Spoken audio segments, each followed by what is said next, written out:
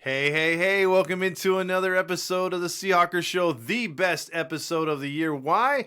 The Seattle Seahawks are your 2020 division champions of the NFC West for the first time in 3 years, a long time coming. We bring that title back to Seattle where it belongs for you, the 12th man, and for all the Seahawk fans around the world. But before I get into that, please like and subscribe to this page. And in the immortal words of the great wrestler Ric Flair, woo! Because that was my vibe on Sunday when they beat the stupid Rams of Los Angeles up in Seattle. And I wish the damn 12s were there. I was supposed to be there up in Seattle. Instead, I was down here watching in Los Angeles around the supposed Rams fans. And you know what? It was great because they talked all that crap earlier in the year about how great their defense was, and they came in no higher than they could possibly be at number one. And look what happened. Seattle did just enough, and our defense looked like the number one defense. Remember this defense from 8 weeks ago where no one gave them a chance, and including myself, was complaining about Dunbar being 10 yards off the ball. But since then, Ugo Amadi has stepped up. Reed has stepped up. We've had, obviously Adams is back. The linebacking crew's been better. The defensive lines with Dunlap and others, Jaron Reed, all of a sudden, Vasheen Green, all these guys are getting sacks. The leading leader in sacks last year was 4 for the Seahawks. 4, and that was Vasheen Green. This year, we have 5 guys with over 5 sacks. Most of those guys have 6 sacks, and then, of course, Adams has almost 10 by himself. He has 9.5. So the defensive line has come a long way. You're talking about over 40 sacks in the last 8 weeks. That makes a huge difference. And Jared Goff had so much time the last time these two teams played, and Seattle was just in his face. And like I've told you all year too, when any other team plays the Rams and you could put any kind of pressure on Jared Goff, he's a weakling out there. You've seen him several times when Pete Carroll and Ken Norton worked together in the defensive, and I'll show some of the highlights. In the defensive scheme, Goff tried to roll out plenty of times to his left or to his right, and there was nothing there. They forced him to run every time, and he went down. Do you guys remember in the 80s Jim Everett? Jim Everett used to be the quarterback for the Rams, and they were playing the 49ers, and it was in the championship game, NFC championship game. Anyway, long story short, Jim Everett went down and took what's called the phantom sack. YouTube that. The phantom sack, Jim Everett. He went down without it being even touched. He was that rattled as far as being in the pocket. The Niners were just hitting him, and he got so rattled when the pocket started to collapse, he went down. Jared Goff pretty much did that every time he scrambled. He had chances to run a little bit more, but avoided the hit and just went down, took 2 yards. I mean, there was a crucial play in the game where it was 3rd and 10, and he had the lane to get the first down, and he slid way too early. He's scared to get hit because he's fragile, and every time Seattle put people in his face, passes came out wobbly. They were deflected. It was a great thing to see. So I hope you guys are as jacked as I am because Seattle is going to the playoffs. Not only did we find that out last week against the Washington team, but now they have clinched the NFC division. The top seed looks out of place now that Tennessee didn't show up on Sunday night. And the Saints are likely, they have an outside chance to overtake the Packers, but likely the NFC crown goes through Green Bay. And we all know how Seattle's luck has been up in Green Bay. It's been a long time since Seattle's won there. In fact, Mike Holmgren was the last coach to win up there for the Seahawks. So with all that long-winded stuff I just talked about, let's get into some highlights, shall we? Because I want to show you a little bit of what Seattle did to win a very inspiring game. This is the first quarter right here. This is after already 2 drives. Seattle went 3 and out. The Rams had went 3 and out, and Seattle had punted them deep. And that was a kind of tricky thing in this ball game early on. I really felt that Seattle didn't take care of those first 2 drives because the first 2 to 3 drives that Seattle had, they were almost at midfield every possession, and the Rams are back in their own 20. So when you have them backed up, Seattle's defense was playing pretty good. As you see here, 3rd and 8, pressure, but he gets a pass out to Cooper Kupp, and that's usually a dude that torches us. But here's 3rd and 11 right here, trying to get a first down. He has time right here. Steps up, throws another first down. So all of a sudden, it looks like the Rams are on the move right here. 3rd and 4 right here, trying to get the 3rd consecutive first down converted. And what do you know? They get the first down. The Seattle's defense was still tight right there. Here they come right here again. But they hit I was going to say Bulger, but they hit Goff, and he throws a lame duck pass. Here's pressure in his face, and it's behind the receiver. That was third down. Big stop. So right away, you're seeing the Seahawks get in Goff's face, make him feel uncomfortable. Those two plays stopped that drive to just a field goal. So 3-0 right here at this point. The Seahawks now have to start getting something going because we're already more than midway through the first quarter, and Seattle really hadn't done anything on offense. So here we go right here. Here's Russell Wilson on 3rd and 4, sack. And there was a couple times in this game where he just held the ball too long. You know, you got to get the ball out quick against the Rams. And here's a great play right here. I mean, look. Monet, and here's I forget his name right here. That was a rookie right there. But Monet taking over for Snacks, as you've all heard. Snacks Harrison, former Detroit Lion, should know better. He should play for a winner, but he got kind of upset and butthurt that he was demoted. Monet came in, and look, Monet, he plugs a hole. He's playing really good, and he did a really good job in this game stopping the run. So, you know what, Snacks? If you don't want to be on this team, get the hell out. You know where the door is at. So here it is, Goff back to pass again. Adams in his face. Poorly thrown ball. And they stop him short again. And that's why. Poorly thrown ball. The ball was hung up a little bit longer for the guys to get back and make the play. Shaquem Griffin and whatnot. Here comes Seattle still. Look at that. I'm getting a little worried at this point because it's, end of the first quarter. But look, finding Metcalf right here for his first catch. They actually took that 12-yard catch. And here it is, 2nd and 3. Nice run right here by Chris Carson. Again, he looks like he wants to break out and have a big game. He just hasn't had it yet. Just has not had it yet. Here's Wilson again. Buying time. Good. Look at it. I want to go back to here real quick because we've seen this on several occasions right here. This offensive line is, remember when that was our best or our worst complaint under Tom Cable? We just didn't have an offensive line. We're not drafting guys. We're not developing guys. Too many projects. Not enough of the same lineup out there to get cohesiveness. Dude, we are playing great pass blocking. Yes, they gave up 5 sacks in this game, but I think 3 of those were Wilson holding the ball too long. In this game right here, look at this protection. Beautiful protection on 3rd and 6. That's with Aaron Donald out there. Look, hooks up with a tight end right there, first down. It was a penalty on the Rams, so the drive continued. 3rd and 9 right here. Wilson trying to make a play, but see, look at that. He ran into a sack. That's not the offensive line's fault right there. Well, 2 times the Rams did this one stunt where they were able to draw 2 guys on one and then free up another. And they came with a 5-man rush. But that right there has to be on the quarterback to note that you got 5-man rushing up against the 5 defenders. So you got to add an extra tight end or something. By the way, Jason Myers continues his streak of hitting field goals. He's over 30-something. Set the Seahawks record, by the way. So here come the Rams. I'm getting a little frustrated because I'm like, damn it, they're going to come right back. It's 3-3 at this point, second quarter. Here comes Goff. But again, look at that. Play action. Nothing right there. I'm happy with that. Even though they gave up a first down, they were in his face again. Dunlap was right there. Here comes the pressure again. There's Goff trying to throw the ball like an idiot. He could have probably ran for the first down. This would set up a field goal opportunity, and he would hit it right here. So right there, it's 6-3 Rams. Pretty long kick there by Gay. And the Seahawks get the ball back here at the 30-yard line. 8:47 left to go. Look at here's Wilson. Nice little short pass, but it's dropped on 3rd and 5. So it gives it back to the Rams. And again, at this point, you're frustrated with the Seahawks offense. They really haven't done nothing to help that defense out. And I was hoping the Seahawks defense wouldn't have to be out there that long. But here's a 3rd and 7. And credit the Seahawks. Boom. Pressure in the face. Adams with a nice tackle. You ain't getting away.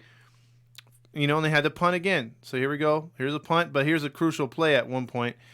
This defender right here runs into the kicker. I thought it was a ticky-tack penalty. Obviously, the punter always acts and makes it worse than it really is, but it's a plant foot judgment call. As you see, if he would have ran into his right foot, it would have been okay, but he ran into the plant foot, and I thought that wasn't a personal foul. That should have just been a running into the kicker. But they gave it a personal foul, so Rams continue with the ball. And what's going to happen in this game is you're going to see three crucial plays that determine this game, or 3 different scenarios that determine this game. And this drive right here helped the Seahawks, obviously, and this is what helped turn the tide. The Rams are getting the ball down the field despite the pressure. Seeing Goff's face, he throws a wobbly pass, nice catch. 6-3. They're moving the football down. You think they're going to at least get a field goal. Here's a nice run. I'm like, crap, here we go. They're in field goal range. 4 minutes left to go. Now here's sort of where the tide starts to turn. Goff is rolling out right here. And again, if you look right here, the linebacker was spying this little rollout. And the Rams went to this rollout play, must have been like 16 times. You got Green right here in pursuit, and you got the linebacker. I think that's KJ Wright, or that might be Jordan Brooks. So he's up there spying him, and he's making sure that none of these guys sneak underneath, or he's going to go after the quarterback, right? So as he's coming up right here, he tries to make a play, looks, he's spying. Oh, that's KJ Wright. There's Wagner on the receiver, so there's nothing there. That receiver's blanketed right here.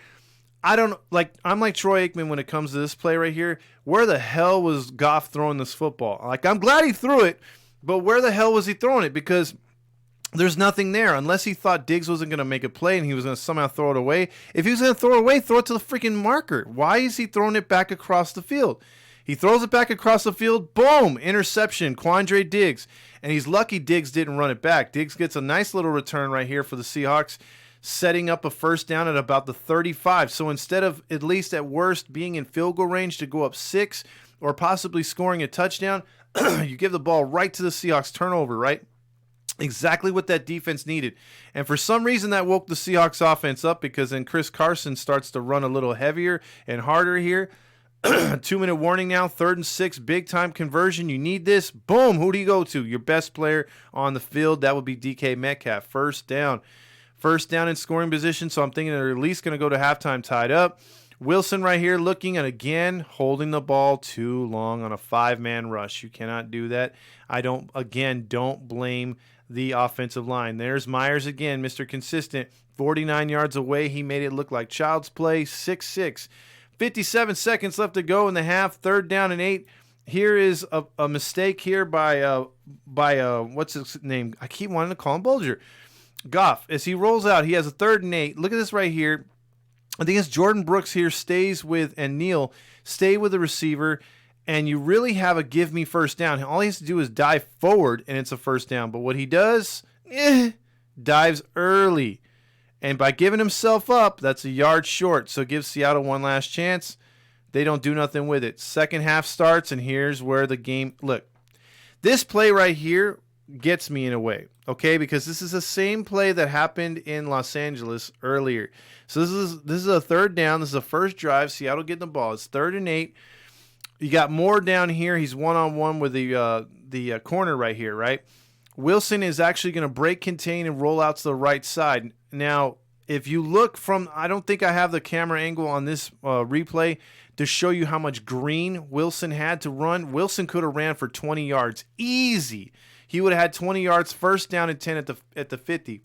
The reason why I bring up what happened in Inglewood earlier in the year is because in Inglewood, Seattle had the ball and they were in the red zone just about in the red zone. Wilson decided to throw back across his body, and it was a key interception which turned the tide of that football game, and that was one of the big reasons why Seattle lost the game. They would have been up at that point. Instead, they went down. The Rams came down and scored a touchdown and just changed the complexion of the game. If Wilson misfires on this pass or Moore doesn't come down with it, it's a 4th down. The drive stalls again. But what happens is Wilson took a chance, and his receiver it paid off. I still wanted him to run, but when Moore made the catch, I'm like, okay, because look at this. There's nobody there. And he finds Moore with one of the more spectacular catches. Let's look at this again real quick. Look at the freaking green right when he's about to throw it. If you look right here, look, he could have dumped it right there to the running back Carson. And then look at right here. The closest guy is I believe it's a safety. He's at midfield. So you have all that to run, but then the throw is just beautifully thrown. So that's a first down at the 20-yard line. Here comes Seattle, or the 21-yard line. They don't really do nothing. 3rd and 9. And Wilson will dump it. What an improv right there to Carlos Hyde all the way down to the 4-yard line. 1st and goal. 1st and goal play. Wilson decides to take it in. Nice little look right there to sneak in the end zone. So that's 13-6. Big touchdown, right? Here come the Rams. Rams want to try to get points right back, and that is okay. See? Up until that play right there, the Rams or Seahawks defense against the run was playing really good. And so what I hate, and this is my pet peeve, I don't know if it's yours, but it's mine. I can't freaking stand when a team comes out there, my team, the Seahawks, and your team, gets a score, and you can't go back and just punch them in the face, get the ball back, run it down their throat or throw it or whatever you have to do, get another score, and that way all the pressure's on them. You've got all the momentum. Right there is where the defense just did not tighten up enough. Now, again, no way am I going to rip this defense for the way that it played, winning the division, and it has played the last 8 weeks. They've been bend but don't break at times. They've been very dominant like they were in this game. It just got me, okay? That was just a pet peeve because I thought the Rams were going to come down and get a touchdown. I thought. Okay, so they proved me wrong. But I was getting pretty frustrated because you know what happened earlier in the year when let Russell Cook was working. We had to outscore teams, so every time we'd score, they'd score, and back and forth. And it sucked because I wanted the defense to finally show up, and they have. So that right there was frustrating me at a point where I'm like, dude, this is a one-score game. They kept getting the little first downs like that. But if you notice, guys were chirping at the Rams, and they were talking a lot of crap, and I love that. Now, here's a missed tackle. Now, remember the first play we talked about? The first play we talked about was let me go over here real quick. This is a miss right here by Adams, okay? So Adams misses that tackle, goes for 22 yards. Longest play up into that point. Here's where Adams totally redeems himself in the words of Jim Carrey in Dumb and Dumber. Here's Adams right here as he creeps up to blitz because they think Goff is going to throw the ball. But what happens is it's a beautiful play. It reminds me of the Dallas Cowboys Seattle Seahawks wildcard game from years ago where Babineau chased down Tony Romo after the fumbled snap, came all the way around from the backside to make the tackle at the 2-yard line. Now, at the time, credit Joe Buck and Troy Aikman. I know a lot of you guys hate them, and trust me, I hate them too. They suck. And I hate Aaron Andrews as well. I mean, that's the worst NFL team there is out there to call a game. Anyway, they did make a good point in this game. They did say that when Adams made the tackle here at the 2-yard line, saving the touchdown, Troy Aikman and Joe Buck at the same time said that could be a huge play. If they get a stop here, that's a huge play because the running back should have just walked into the end zone. Now let's watch. Here's Adams right here. If you could see the cursor, he's going to come all the way around to catch the running back. Look at this speed right here. Look at this speed. He's got the lane, he's got the end zone, but boom, he trips him up at the 1-yard line. Here's 3rd and goal.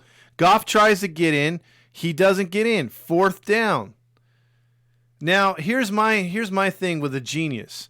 The genius should have did a play action. He should have did one of his trick, gimmicky kind of plays, right? Because he should have did something like that. Because look at the Seahawks are stacking the box. They would have really failed to cover the play action pass right here.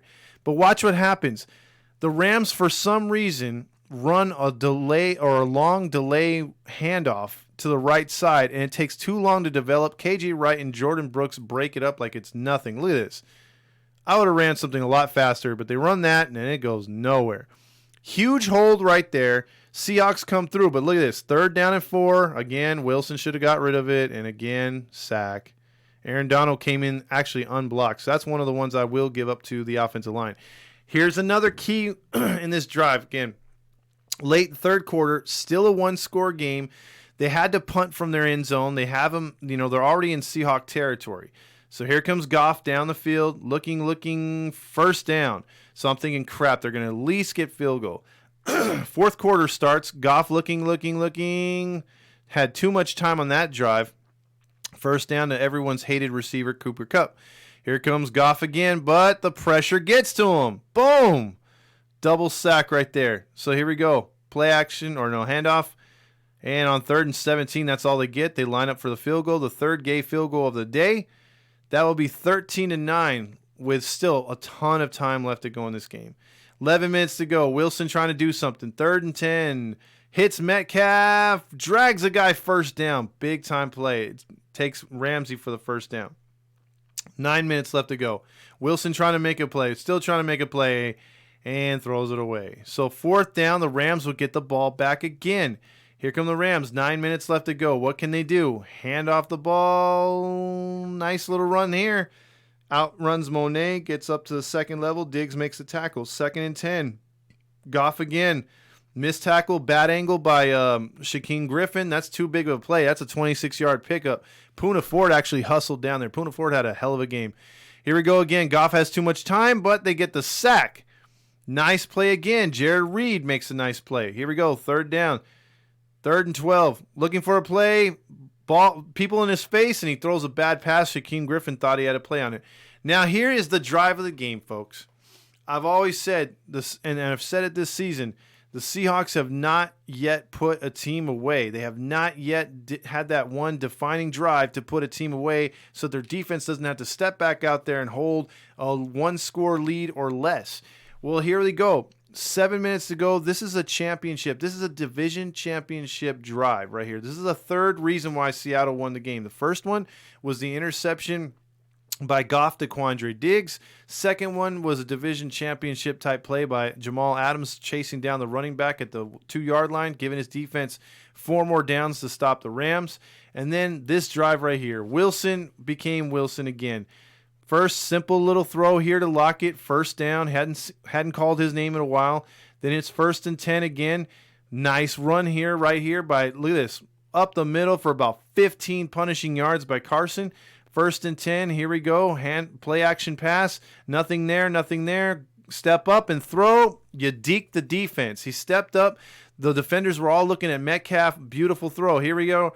3rd and 8. Needs a first down. Championship catch right here by Metcalf. Look at this. Makes a catch. Get out of my way. Runs over the linebacker. First down. You're not going to stop that dude. And he pushes his head.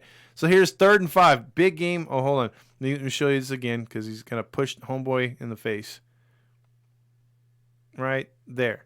Okay, now I'm going to make a point right here. You got this rub play right here. Swain is right here in the slot at first, but he's going to be the outside receiver. Then Hollister is going to come in to become the slot receiver. The 2 defenders are right here. All Hollister is going to do is Swain's going to cut in front of the corner right here, and Hollister is going to go underneath him and underneath him to a one-on-one coverage to the corner of the end zone. Wilson saw this right away and took advantage. There's too many defenders up top on the right side, so he knows he has one-on-one coverage down here. This is a championship throw and catch. Now, if you all remember, who was the one that was stopped against the 49ers in Week 17 last year in the same end zone, inches from winning the game for the Seahawks? Hollister. He made the catch, but on 4th down was stopped, and the game was over. The Niners won the game, and unfortunately, we lost the division. However, Seattle wins the division this year because Hollister makes the touchdown catch in the same end zone, and here's why. Like I said, he comes underneath Swain. Watch this right here. Boom, right there. Perfect lob pass, perfect catch. Hold on to it. That's your ball game. I texted when that happened. Let's see that again. When this happened right here, if you watch Hollister, he just comes underneath it, and it's all about timing. If Wilson throws it a second more, it's probably incomplete. A second before, it's probably incomplete. This has to be thrown just right, just at the same time. Boom. Timing. Right there, when that happened, when that score happened, I was texting all the Rams fans I knew and just lighting them up and laughing, saying, it's over, we won the division. So here come the Rams now. They still think they have a chance. 3rd and 2, stepping up. Now tell me this is – I hate this rule. This is a judgment call again, but it's a 50-50. And I guarantee you had another referee crew, a completely different one, they make this a fumble, and they give the ball to Seattle. And watch, he makes a catch. Never touched. I've never seen this before in my life. Never seen this before in my life in any form of football. Let's go back again real quick. Of course, a beautiful touchdown. But right here, watch. The receiver catches the ball. Not touched. He puts the ball down. Wagner picks it up. That's a fumble. That should be a fumble. That should be Seahawk football. And again, it should be nail in the coffin anyway. Game over. I've seen a quarterback do that, hook, slide, whatever, not be touched and drop the ball. Yeah, he gave himself up, but they said the receiver gave himself up. I've only seen a receiver get the ball, and if he catches it, he'll go down, cradle himself, and yell like down, down, down, and then he gets up, and then they say, okay, he gave himself up. Dude just got up and put the ball down. Like he might as well have spiked it, and that should have been Seahawk football. But they ruled that the receiver was down, and they gave the ball back to the Rams. And then they called an unsportsmanlike conduct, though, on the Rams because it was McVay running onto the field. So they took away the catch. 3rd and 10. Here we go. Back to pass. Sacked again. Oh, that was great to see. That was great to see. Another sack. And then it's like 4th and forever. Here's Goff, their last gasp, and goes like for nothing. Higbee's not even close. And the favorite play right there. Division, baby. Division. And there you have it, people. Seattle is your 2020, I was going to say Super Bowl, NFC West champions. Now, obviously, there has to be a lot that goes on to us getting to the Super Bowl. And like I said, the road will go through Green Bay. Boy, I keep hitting the wrong button here. The road is going to go through Green Bay, and this is going to be a tough one to match, but I think Seattle has as good a chance as anybody. The NFC is stacked with the Saints, the Buccaneers, the Packers, and a few other teams, and you got the AFC as well as not a pushover.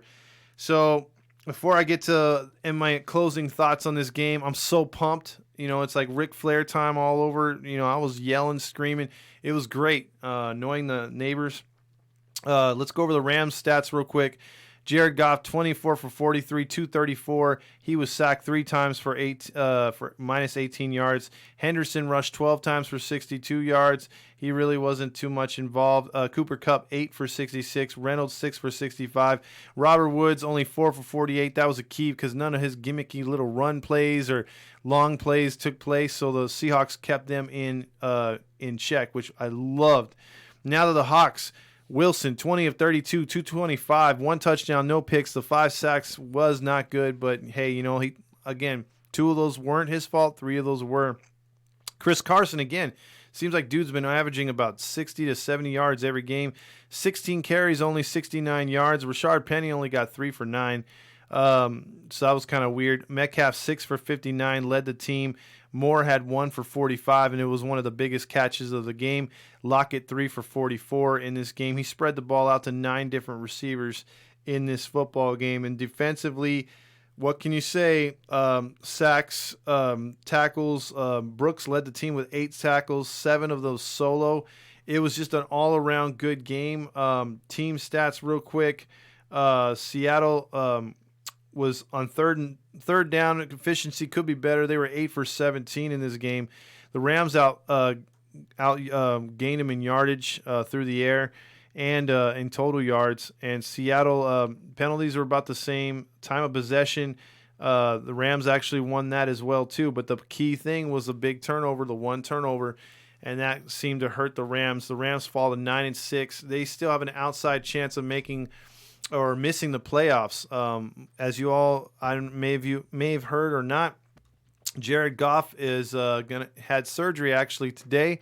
He has a broken thumb. He's not going to start against the Cardinals, and there's a good chance that Kyler Murray might not start because he hurt his leg on the last play of the game in their loss the week before. So you might have a battle of the backups in a crucial game that means playoffs for one or both teams. It's all going to come down to what Chicago does, because Chicago can get in the playoffs and is going to knock one of them out. Or if Green Bay does defeat Chicago, there's a good scenario there where 3 teams from the NFC West will get into the playoffs. And, even if the Rams or the Cardinals lose. And the loser of that game could be the team that plays us. Or there's 3 scenarios. We're either going to play in the first round the Buccaneers, the Rams, or the Cardinals. So pick your poison. I'd rather see the Cardinals again, although eliminating the Rams would be so sweet. It's just that defense keeps them in football games. And unless Seattle's got a really good plan to upset that defense and their defense kick it in another notch, then I'll be all for that. But, yeah. And then to take out Brady would be great. Especially getting them at home. But, there's a lot to talk about. We still got the 49er game. Remember, 1 week at a time. This week's a championship week, right? Because that's what Pete Carroll always professes. So let's go. Let's beat those freaking Niners up in Santa Clara. Oh, no, we're not going to be playing in Santa Clara. We're going to be in Arizona because they can't play football up there. So that's going to be the weird thing. It's going to be Seahawks, Niners at Arizona. So A little weird, mischievous stuff going on there. So with all that being said, enjoy, people. The Seattle Seahawks are your 2020 NFC Division champions. And yes, that's not all I wanted. It's now on to the next step. First, we take the Niners out, and then we freaking make the run. We can do it. Let's make history repeat itself. If you remember, the last time the Niners went against the Ravens and they lost that Super Bowl, what happened the next year after that? Seattle won their division, and they took the crown back, and they went all the way to the Super Bowl. Let's hope that happens, and let's hope the same result happens in the Super Bowl. We blow out the team that we face, but that we're way ahead of ourselves. But Seattle's, I'm just here to let you know, Seattle's got a championship caliber defense and a championship caliber offense, and we're very much as good as anyone that's entering the playoffs. So I'm looking forward to it. I hope you guys are. I'm pumped. Like and subscribe. Go Hawks.